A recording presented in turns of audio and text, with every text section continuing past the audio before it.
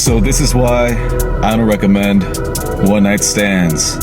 Let's talk about that. So this one time, I have a chick over mentioning tisseling. Next thing you know, she has her hands running down my back and nearly enters my...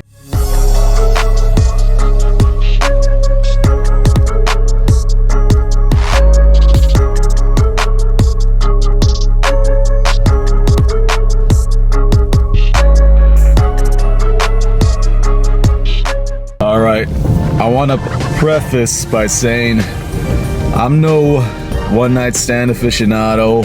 I don't have a body count of over 100, but I do have a past and I have done some stuff and I do have a little experience in this field, and from my previous experience I've realized a couple things. I'm gonna tell you right now.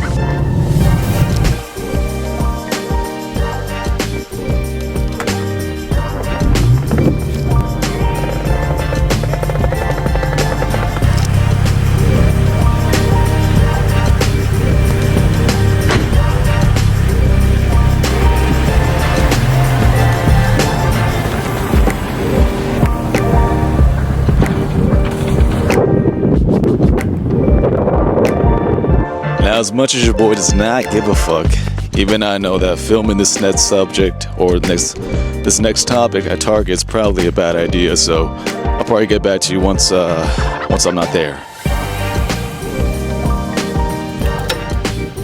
It's not raw nutrition, but I think I'll get the job done.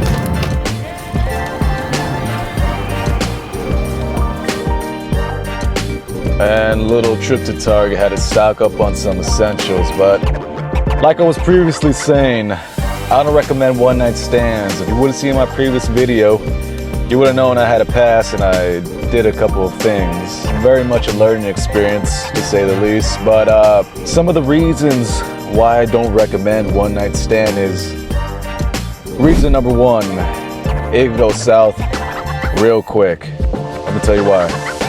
So back in my early days, I had this chick over. I'm not gonna say her name to save privacy reasons and all that, but to keep a long story short, this was one of the weirdest nights of my entire fucking life.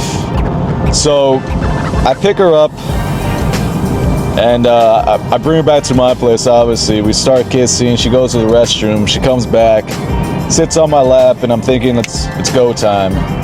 And then all of a sudden this chick starts freaking out, and then she looks at me and she screams, "We can't do this. I have a boyfriend." In the back of my mind I'm like, okay, so why are you here then? But I didn't tell her that.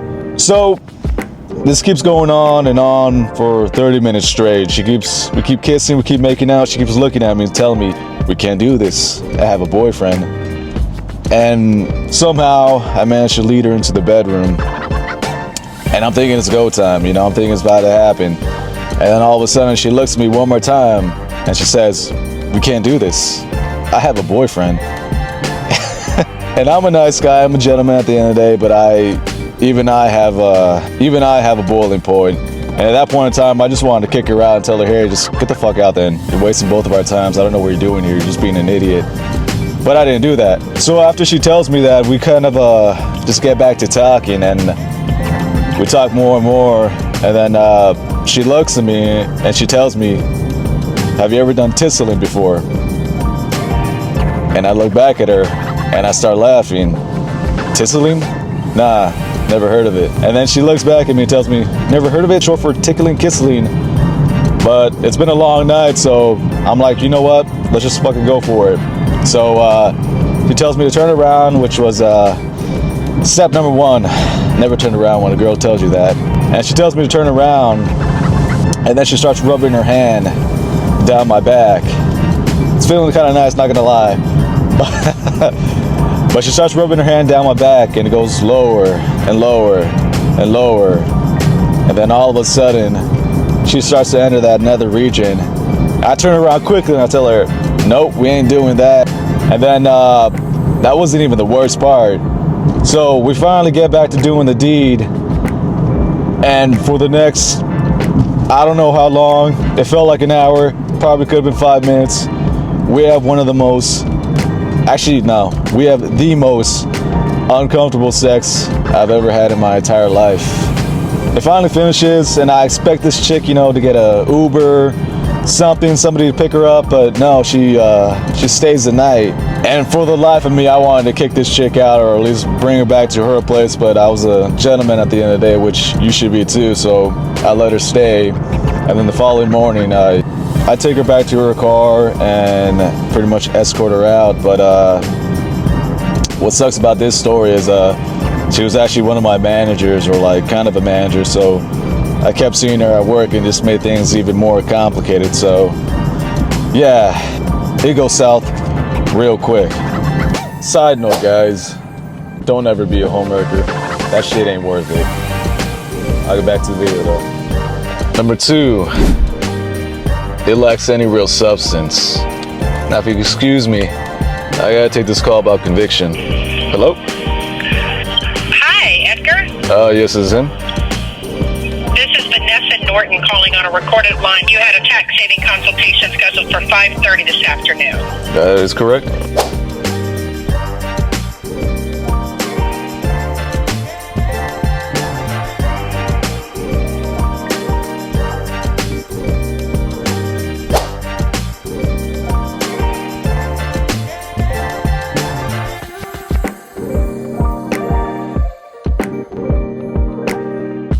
All right, so you got me in my thinking chair. Now, step number 2. The reason why it lacks any substance is, again, I'm gonna use myself as a case study. Learn from me and apply it to yourself. So, I was, during one of my phases, I'll probably include the video that I'm talking about right now. So, during one of my online dating phases, after Sophia, I was kind of on a mission, kind of seeking that little bit of validation, a little bit of substance. So I had messaged this chick earlier on, kind of scheduled a date, met up with her, and I knew early on, I knew from the first moment I saw her, like, I didn't want to date her. I just, want to have a casual hookup. And, I bring her back to my place, bring her to the bed, start doing the deed, and then the way to do that is you pretty much just gotta ask, honestly. And I bring her back to my place, give her a drink, go through the same routine. Midway through, I realize I don't even know your name. Now that might sound kind of cool to some kind of people, but it kind of did to me back then. But that's when I was thinking differently. So we do the deed. I still don't know this chick's name, and I go through with it knowing fully well I'm never gonna message this chick back. I'm never gonna see her again. And I escort her out, give her a kiss, and lead her on her way. And after that night, after that encounter, I text my boys and I tell them, like, bro, this was not it, honestly. And they kind of agree with me in this particular circumstance also. Like, one night stands, they're not it. They're not as enjoyable as a hookup with substance, with deeper meaning. I know how that would sound, kind of a cheesy, kind of like that's kind of the truth. So yeah, number 2, lacks any substance. Don't do it. If you do, do it on your own regard. I don't recommend it.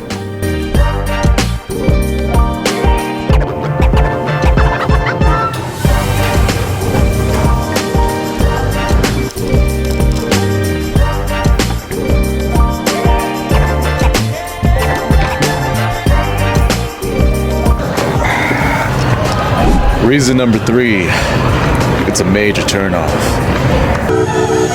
Won't disrespect, so I disregard fools, all of them be facades. And they're still in the streets and they're writing statements. Oh my lord, there's rats at large. I copped it soft, but I turned it hard. Like how your girl gets me after dark. None of my peers got applied, no pressure. VIO, then I'm on that bar. Disrespect, so I disregard fools, all of them be facades. And they're still in the streets and they're writing statements. Oh my lord, there's rats at large. I copped it soft, but I turned it hard. Like how your girl gets me after dark. None of my peers got applied, no pressure. VIO, then I'm on that bar. Could've went home, I stayed OT. You could've turned pack, but I bent my shank. They phone my phone when they know I've read. Just give me a few days, I'm out this pack. How you gonna touch little bro, not leave? Like he won't come back on blatant gas. I could've got put handcuffed on scene, but I'm taking Jason, losing track. How many times have you been got and you ain't gonna get back either? They only got chat like lever. They got no pool like lever. One called for 6 on 3, now I'm talking the town like Marks. I'm uptown with a C1, got a thing in the back, but I ain't not taking chance. I ain't not taking chance. Cash man coming out betting shots, won't bet, really know I can rip his top. Why you think Donny said we got no prob? You know heart if it gets on top. No bully boy thing, so I walk right off. Man best know that my heart be pure. Why would you disrespect like I like being dissed? You get bun or bored. Trap, serving Ross, more time I'm trying to dodge the law. If I aim, waste up hoping one for heady of course. Don't believe me? Let's get the female's perspective on this.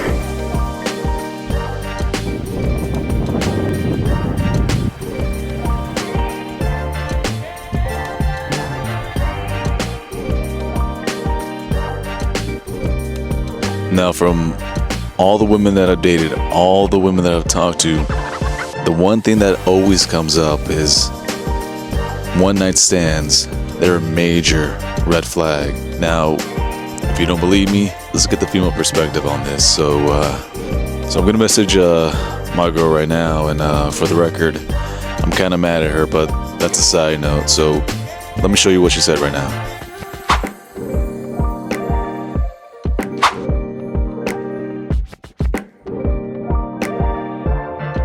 So as you can tell from the text there, most girls think that way too. It's disgusting.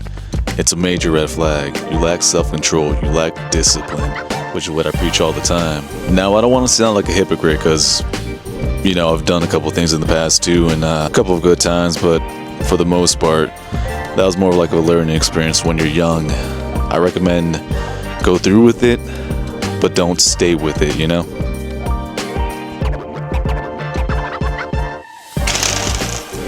For the record, that's where I dropped my camera. The first camera, not this one. Hopefully I don't repeat the same mistake. Now I say all this as only my personal anecdote. You gotta decide what you wanna do at the end of the day. But remember, if you keep building that habit, you're gonna continue to seek that habit. So do it at your own cost, at your own volition. Once again, hope you found value in this video. Hope you found some information. Make sure to comment down below. Make sure to like and subscribe. And as always, it's been your boy Coach Ed. See you later.